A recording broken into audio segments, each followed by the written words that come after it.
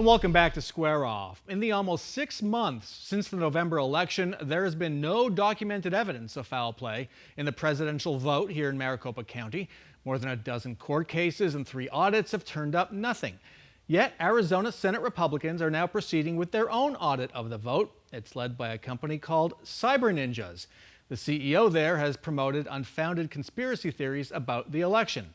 Former Arizona Secretary of State Ken Bennett is the public liaison for the Senate Republicans on this audit.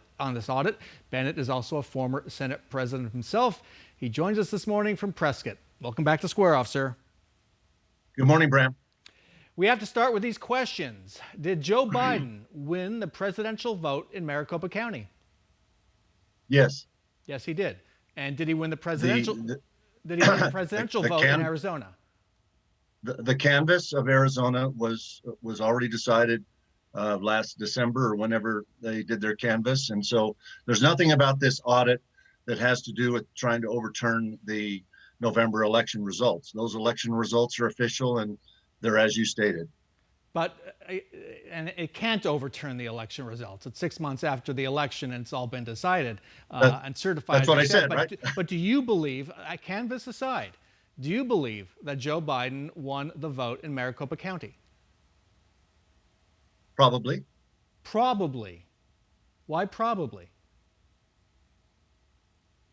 Because whenever you're counting votes, there's issues that could come up in that process. And unless you look into every possible issue, you're never sure. In my business, when we used to make up a deposit and we would add up 100 checks to take it to the bank, I never added up the deposit slip once. I would add it up twice. And if the first result was different than the second result, I didn't assume that the first result was correct or the second result was correct. I'd do it a third time until I found a match. So we have processes in Arizona's election process already, procedures already. You do a sample hand count and you do some things to verify as much as possible that the results that you came up with are accurate. But this audit includes a recount of the ballots, but it also includes a hand count. It also includes looking at voter registration records and things to make sure that the number of people that Maricopa County says voted match the number of ballots that are in the boxes at the election center. So to me, there's nothing wrong with verifying something 2 or 3 times, and that's what this audit's about. So, but if you believe Joe Biden just probably won, then we could say the same thing about the 16 Republicans who basically got this audit, couldn't we? They probably won? Sure. I mean, every result that you come up with in an election, Bram, is an official result.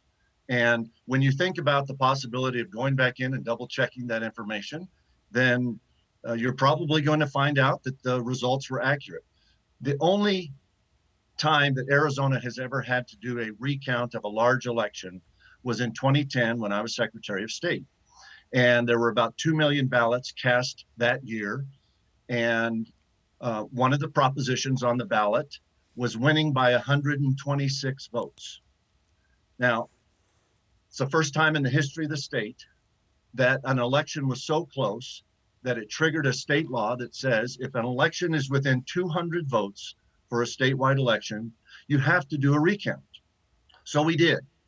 But as I contemplated needing to do that recount, being an accountant and liking numbers, I can remember thinking that, you know, if we recount this election that only won by 126 votes, and we are 99% accurate counting the second time, 1% out of 2 million ballots is 20,000 votes. So Prop 112 won in 2010 by 126 votes. If we were 99.9% accurate counting the second time, the vote change could have changed by 2,000. If we were 99.99% accurate on the second count, it could have changed by 200 votes. And instead of winning by 126 votes, it could have lost by 74. Well, to make a long story short, when we recounted those 2 million ballots statewide back in 2010, the vote total changed by 42 votes. It still won, but it won by 168 votes instead of 126. And we found one precinct in Maricopa County that changed by 30, and we figured out what happened. So if you excluded that one, we recounted an election and it changed by 12 votes. So we confirmed it, and that's all we're doing in this audit, is confirming the results. By your logic, we should do this on every single election, right? No, no, it's not my logic. It's state law. State law says that. That recount was required by state law. This one isn't. This one has been audited twice. This one is it's not been audited. No, it's not been audited twice. The county, you know how elections work. The county got independent audits, and after doing their own audit, they didn't recount. They didn't recount any ballots, Bram. You know that they had two companies come in that are part of the certification process at the federal level for election machines, election management systems, they're called. They had two companies that had been part of the certification process for Dominion and other election management systems come in and check the machines, but nobody has looked at these ballots again, and that's all that the Senate is asking to do. The Senate's asking to do a lot more than that, but let's focus on the person they hired. We were told by Senate President Karen Fann this was going to be an independent audit with the best consultants. Instead, the auditor is clearly biased. His tweets, other things he's done show a bias that he believes the election was rigged. Furthermore, he's never done anything like this, and he has 11 pages worth of plans for this audit. Why does this audit have any credibility? Well, no one's ever done a forensic audit like this anywhere in the country, let alone Arizona. Some jurisdictions, jurisdictions, have done some recounts, as I just told you about one in Arizona in 2010. The question is credibility. The question is credibility. We were told this person was going to be independent. He is not. Has done audits. He hasn't. Where is the credibility here of this work? The credibility will come from the processes that we will make sure are part of the audit, as far as ballot security, as far as retabulating the ballots, as far as the hand count process, observers, bipartisan or multi-partisan observers watching the whole process, just like we do in elections. There are no bipartisan elections in Arizona. There are no bipartisan observers right now. There will not. And again, why hire somebody? There will be.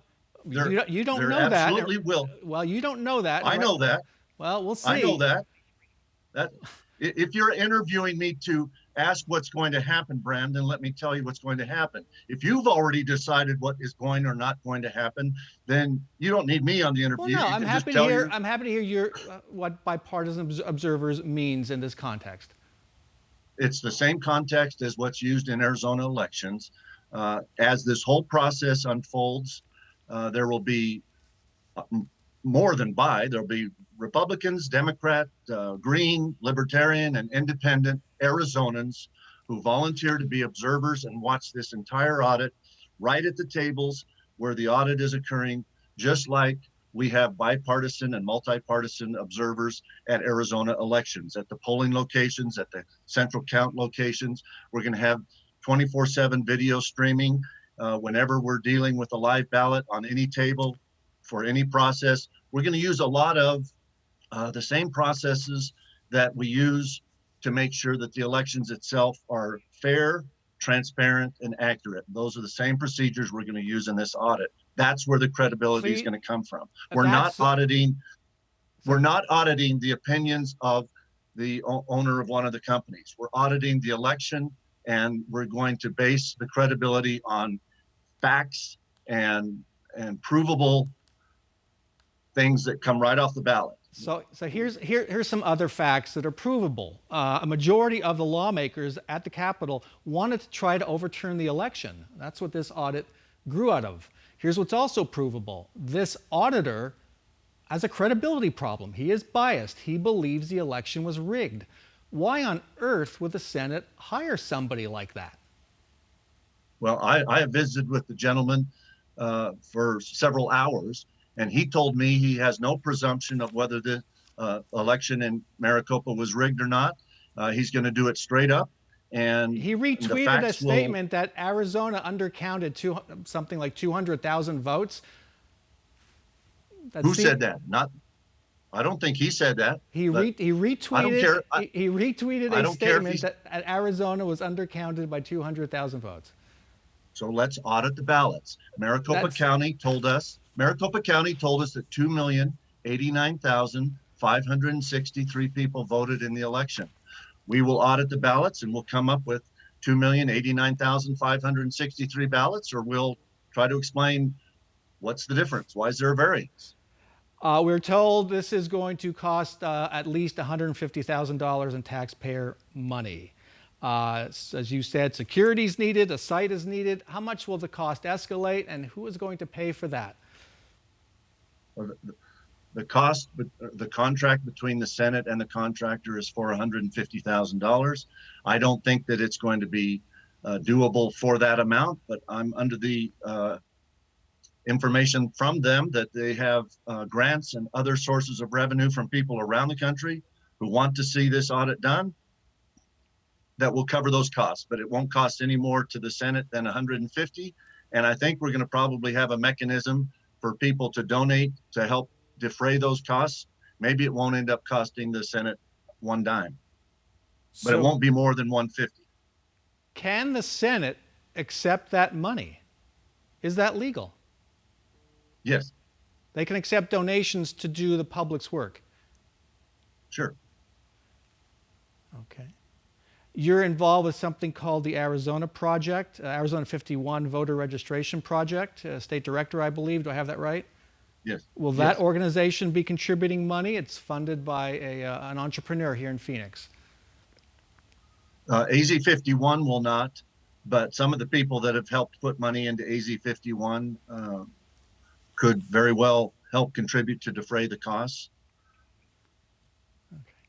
I have to end with this. You have a long, distinguished career of public service, distinguished career largely, and I just wonder why you want to give fuel to a big lie, oxygen to a big lie that resulted in an insurrection. Wow, you've just jumped to several things there at once, Bram. I'm not doing this to give fuel to anything other than to reassure the voters of the state that I was born and raised in, that I worked as a Secretary of State to make the election system as good as it could possibly be, but always keeping my mind open as to how could we make it better. I'm doing this because I think it's the right thing to do to verify the results of an election that was very close and make sure that voters across Arizona, whether they liked the results of the election in November or didn't, have 100% confidence in their elections in this state. All right. That's why I'm doing this. Ken Bennett, thank you very much for joining us.